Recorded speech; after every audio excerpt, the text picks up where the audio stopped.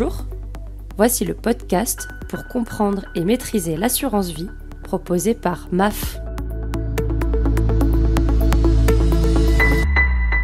Bonjour à tous et bienvenue dans ce nouvel épisode de notre podcast dédié à l'épargne et à l'investissement. Aujourd'hui, nous allons explorer un sujet essentiel pour tous ceux qui souhaitent diversifier leur assurance vie, les unités de compte. Souvent considérées comme un des moteurs de la performance à long terme, les unités de compte offrent un large éventail de possibilités d'investissement, des actions aux obligations en passant par l'immobilier.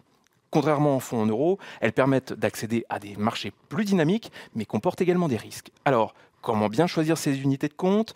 Quels sont les réflexes à adopter? Et surtout, comment les intégrer efficacement dans sa stratégie d'assurance vie? Pour répondre à toutes ces questions, j'ai le plaisir de recevoir Michael Joussaume, responsable du pôle expertise marché financier au sein de la direction Assurance Vie. Bonjour Michael. Bonjour Fabrice. Michael, vous qui connaissez très bien le sujet, j'ai envie de vous demander, en préambule, pour que l'on comprenne bien de quoi nous parlons, de nous définir ce qu'est un support en unité de compte dans le cadre de l'assurance vie. Bien sûr. Alors, les unités de compte, qu'on appelle aussi UC, désignent des supports d'investissement autres que les supports en euros. Ce sont les supports qui composent les contrats d'assurance vie multisupports, justement. Concrètement, une unité de compte représente souvent une part d'un organisme de placement collectif, l'OPC. Ces organismes, pilotés par des professionnels de la finance, ont pour vocation de gérer un portefeuille de valeurs mobilières. Cette activité est très encadrée et toute OPC doit obtenir l'agrément de l'autorité des marchés financiers. Alors attention, comme toujours, il faut savoir que les montants investis sur les supports en unité de compte ne sont pas garantis mais sujets à des fluctuations à la hausse ou à la baisse et qu'ils dépendent en particulier d'évolution des marchés financiers. Cet investissement peut donc entraîner un risque de perte en capital supporté par l'adhérent. Très concrètement, comment fonctionnent les supports en unité de compte? Alors, lorsque vous investissez sur des supports en unité de compte, vous achetez un nombre défini de parts. L'assureur, de son côté, garantit leur nombre, mais pas leur valeur, qui peut fluctuer, comme on l'a dit, à la hausse ou à la baisse, en fonction de l'évolution des marchés financiers sur lesquels l'unité de compte est investie. Les supports en unité de compte permettent, en contrepartie de l'acceptation d'un risque de perte en capital, de diversifier votre investissement avec des perspectives de rendement à moyen et long terme. Et quel type d'actifs peut-on retrouver au sein de ces unités de compte? Pouvez-vous nous donner quelques exemples? Alors, l'offre en unité de compte au sein d'un contrat d'assurance vie peut être très large. Plusieurs actifs peuvent être proposés, et notamment des unités de compte monétaires. Ces unités de compte sont peu rémunératrices, mais aussi peu risquées. On va trouver également des unités de compte obligataires, qui sont des supports investis principalement donc en obligations souveraines, donc des obligations émises par des États ou des obligations corporate qui sont émises par des entreprises privées. Ce sont des supports d'investissement également réputés solides, mais avec des variations un peu plus importantes de leur valeur. Des unités de compte actions. Ce sont celles qu'on connaît le plus souvent. Elles offrent de nombreuses thématiques d'investissement. Il est, par exemple, possible de privilégier des fonds qui concentrent leurs investissements sur des entreprises œuvrant dans un secteur d'activité spécifique, l'énergie, l'agroalimentaire ou sur une zone géographique. Et puis, on va trouver également des unités de compte immobilières qui permettent d'investir notamment dans l'immobilier professionnel comme les bureaux, les commerces et donc de percevoir des revenus réguliers. Peut-on dire que les supports en unité de compte se marient bien avec les supports en euros? Absolument, ils sont même complémentaires. Il est intéressant de combiner des supports en euros et des supports en unité de compte pour diversifier son contrat d'assurance vie multisupport pour des clients, par exemple, qui recherchent un potentiel de performance sur le long terme en contrepartie de l'acceptation d'un risque de perte en capital. De manière très concrète, la diversification va consister à répartir une enveloppe d'investissement entre différents types de supports, choisis en fonction de leur exposition au risque et du rendement qu'ils peuvent ensuite laisser espérer sur la durée. Avoir une bonne diversification, c'est autant que possible avoir un contrat contenant des actifs décorrélés entre eux, c'est-à-dire des actifs qui n'évoluent pas toujours dans le même sens au même moment. Cela permet de trouver des relais de performance, mais aussi de réduire le risque. Le choix des supports et la répartition entre les supports en euros, et donc les supports en unité de compte, vont bien entendu dépendre du profil d'investisseur du client. D'autres choses à savoir s'agissant de la diversification? Alors oui, la diversification passe également par la diversification géographique. Les compagnies d'assurance proposent généralement des supports en unité de compte dont les fonds d'adossement, les OPC par exemple, sont investis internationalement. Toutefois, D'autres permettent d'investir dans certaines zones, comme l'Europe, l'Amérique, l'Asie. D'autres encore vont viser un pays encore plus particulier, comme la France, l'Allemagne, le Japon. Pouvez-vous clarifier la notion de risque associée au support en unité de compte par rapport à un investissement plus classique sur un ou des supports en euros? Alors, comme on le sait tous, les supports en euros offrent une garantie en capital, contrairement aux supports en unité de compte. C'est toujours la fameuse relation entre les performances et les risques, les uns n'allant pas sans les autres. En revanche, les supports en unité de compte offrent un potentiel de performance plus important sur la durée. Alors attention, la recherche de performance suppose toujours une prise de risque supportée par l'adhérent. Ainsi, en cas de dégradation des marchés financiers, leur valeur peut fortement diminuer. Mais que les épargnants prudents se rassurent, il est possible d'ajuster le niveau de risque lié à ces investissements. Et justement, comment fait-on pour ajuster ce risque? Ce niveau de risque peut être plus ou moins important en fonction du type de support d'investissement choisi et de leur proportion. C'est le panachage entre support en euros et support en unité de compte. Pour aider les adhérents à choisir, les unités de compte sont classées notamment selon leur niveau de risque et de rendement.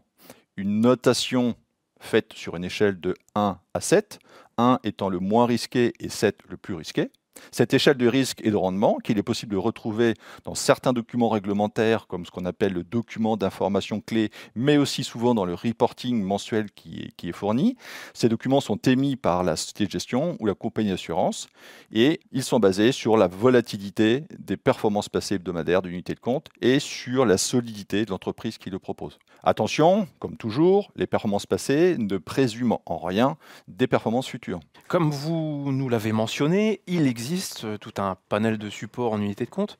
Comment un investisseur devrait-il choisir entre ces différents supports? Alors d'abord, il est conseillé d'investir plutôt en fonction de ses objectifs. Par exemple, la préparation de la retraite, la valorisation d'un capital ou épargner pour donner un coup de pouce futur à ses enfants pour l'acquisition d'une résidence principale. Enfin, il y a autant d'exemples que d'objectifs personnels. Il faut d'abord donc choisir, définir ses objectifs, puis investir en fonction de la typologie des actifs. Pour aider les investisseurs à y voir plus clair, lors de l'ouverture d'un contrat ou d'une demande d'investissement, les assureurs sont légalement tenus de les aider, de les accompagner pour identifier dans la palette des investissements disponibles celui ou ceux qui correspondent le mieux à leur situation en déterminant ce que nous appelons le profil d'investisseur. Pour offrir ce conseil, ils vont les interroger sur leur horizon de placement souhaité, leur connaissance des placements financiers, leur expérience, mais également sur leur situation personnelle, l'âge, la profession, les formations, la situation familiale et bien entendu la situation financière. Et puis au final, sur leurs objectifs d'investissement et la tolérance au risque. Ces différents éléments sont recueillis au moyen d'un questionnaire que le conseiller conservera ensuite, sachant que ces informations devront être régulièrement mises à jour afin de s'assurer que leur contrat est toujours adapté au profil de l'épargnant. C'est souvent considéré comme un moment un peu long, mais il est déterminant pour ensuite bien orienter ses placements. Les unités de compte, peut-on dire qu'il s'agit de produits liquides et facilement mobilisables, ou au contraire que ce sont des actifs dont il faut privilégier une détention longue? Alors dans l'absolu, les sommes investies dans un contrat d'assurance vie sont, sauf exception très particulière, toujours mobilisables en réalisant un rachat partiel ou total. Les produits générés, les performances, sont alors soumis à une fiscalité spécifique. Mais ce n'est pas sa vocation première, non? L'assurance vie, ce n'est pas un produit fonctionnant par exemple comme un livret A. Tout à fait. Il faut avoir à l'esprit que l'investissement sur un contrat d'assurance vie s'apprécie sur le moyen long terme. C'est bien la vocation. L'épargne accumulée ne doit pas être vue comme une épargne de précaution qu'on le peut mobiliser rapidement à court terme pour financer un projet ou une dépense imprévue. Ce serait trop réducteur d'utiliser l'assurance vie uniquement pour ça. Autre argument qui plaide pour le long terme, un rachat exécuté au mauvais moment, typiquement dans un contexte de baisse des marchés financiers ou une période de forte nervosité sur ces mêmes marchés, peut entraîner une moins-value. Quelles sont les tendances actuelles en matière de support en unité de compte? Observe-t-on certaines évolutions marquantes dans ce secteur? Oui, une nouvelle tendance se dessine depuis plusieurs années maintenant, mais elle monte en puissance. C'est ce que nous appelons la finance durable. La finance durable, ça désigne l'ensemble des pratiques financières qui vont chercher à favoriser l'intérêt de la collectivité sur le long terme. Donc l'expression finance durable va recouvrir 3 aspects: la finance socialement responsable, la finance verte et la finance solidaire. Alors si on revient un petit peu dessus, la finance socialement responsable, c'est une approche qui consiste à sélectionner des produits financiers, que ce soit des actions, des obligations ou autres, en s'appuyant principalement sur 3 critères liés au développement durable. La finance verte, de son côté, recouvre des initiatives et la réglementation qui visent à faciliter les investissements avec un impact positif sur l'environnement, les milieux, les écosystèmes, tout en favorisant la transition énergétique et la lutte contre le réchauffement climatique. Enfin, la finance solidaire a, elle, pour objectif de faciliter le financement de projets destinés à lutter contre l'exclusion et améliorer la cohésion sociale.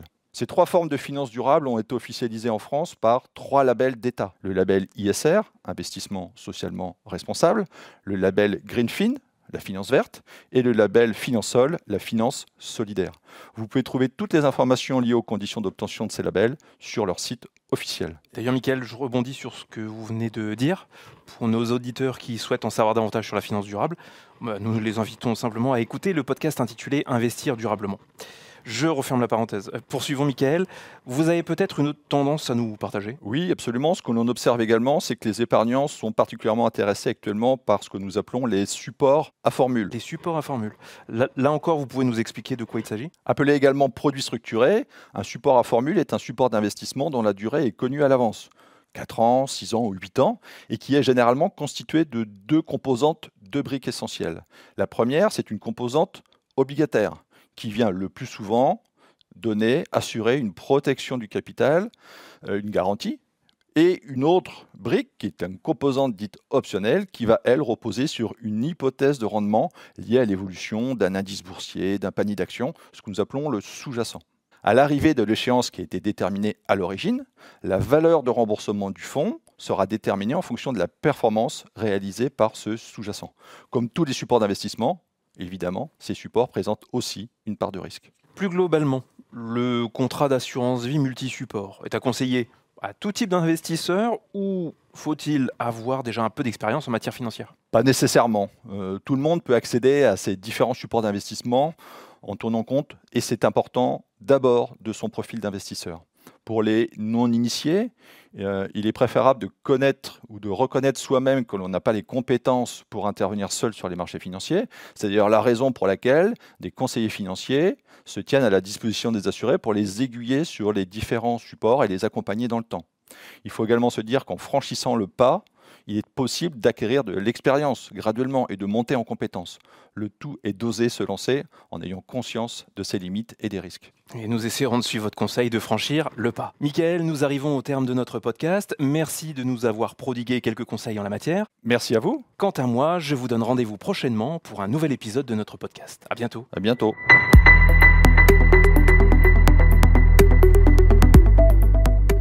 Ce podcast est produit par la direction Assurance Vie et les Éco-Publishing pour MAF.